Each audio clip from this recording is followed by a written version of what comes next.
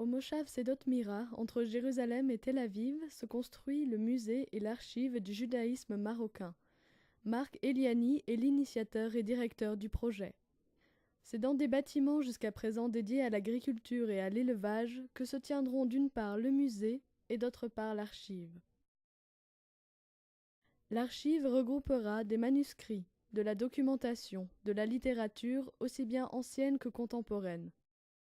Notre collection débutera à partir de l'écriture de Sefer Arahot par Rabbi Ishtaq al-Shafi. L'archive comprendra un café dans lequel les visiteurs pourront se laisser charmer par les chants sacrés des piyut, des lectures de poésie et de la musique dans la tradition juive marocaine.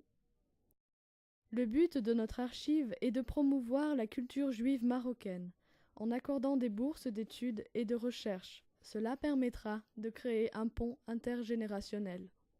L'archive accueillera la documentation et les manuscrits de l'Institut Oroth, dirigé par le docteur Rabbi Moshe Amar, qui a rédigé plus de 60 manuscrits.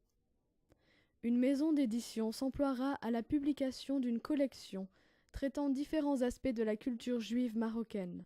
Nous publierons aussi un magazine multilingue en collaboration avec Hachak Nafo. Les expositions hébergées par le musée toucheront aussi bien aux sources du judaïsme marocain qu'à ses productions artistiques les plus contemporaines. Nos expositions seront basées sur les collections du Centre de l'héritage du judaïsme marocain de Poldahan, aussi bien que sur d'autres sources. Le musée se veut le vivier d'une culture vivante, ouverte au public, aussi bien qu'aux artistes, parmi d'autres professionnels. Le public sera invité à prendre part à des ateliers, des conférences et des événements liés au cycle de la vie et des festivités. La politique du musée est d'offrir un espace à des œuvres et des activités collectées par voie d'appel à soumission. Dans un esprit d'ouverture et dans le but de promouvoir une culture vivante, le musée est ouvert à toute proposition. Par exemple, à partir des réponses du public à un appel de soumission lancé par le musée au sujet de bijoux, nous organiserons une exposition de bijoux anciens et contemporains, des ateliers animés par des artisans, des conférences scientifiques sur les bijoux juifs marocains, ainsi qu'une foire commerciale dans le but d'encourager la rencontre et la coopération entre les artisans et commerçants d'Israël et du monde entier. Le magasin du musée et de l'archive proposera aux visiteurs des œuvres des artistes, artisans et auteurs qui traitent de la culture juive marocaine. Dans cette maison, des artistes et des conférenciers seront accueillis en résidence. Le musée et l'archive seront dirigés par une organisation à but non lucratif, supervisée par Marc Eliani avec l'aide des bénévoles. Le musée et son archive sont en construction et notre progrès est continuel. Une installation artistique entoure le musée et l'archive. Cette œuvre tient à rendre hommage aux Juifs venus du Maroc dans les années 50.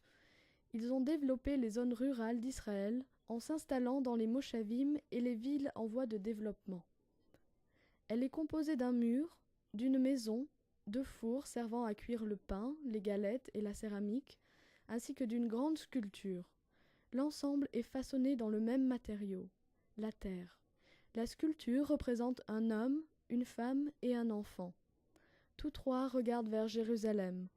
Ils symbolisent l'amour profond des Juifs marocains pour Jérusalem et Israël. Derrière la statue, nous avons installé un coin de rencontre pour nos visiteurs, artistes et collaborateurs.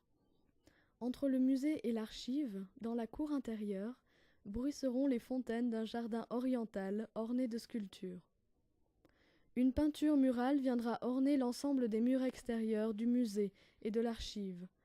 Le nom des villes et des villages construits par les Juifs marocains, ainsi que leurs noms de famille, feront partie de cette peinture, comme des manifestes de leur contribution à la construction du pays.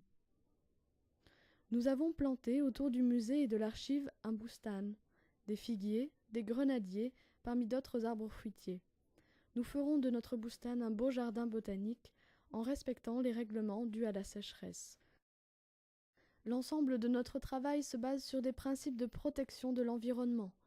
Nous utilisons autant que possible des matériaux de recyclage, comme les pneus, pour la construction du mur qui entoure le musée. Nous recyclons l'eau usagée et l'eau de pluie, et utilisons également l'énergie du soleil, et bientôt celle du vent aussi. Nos objectifs sont multiples.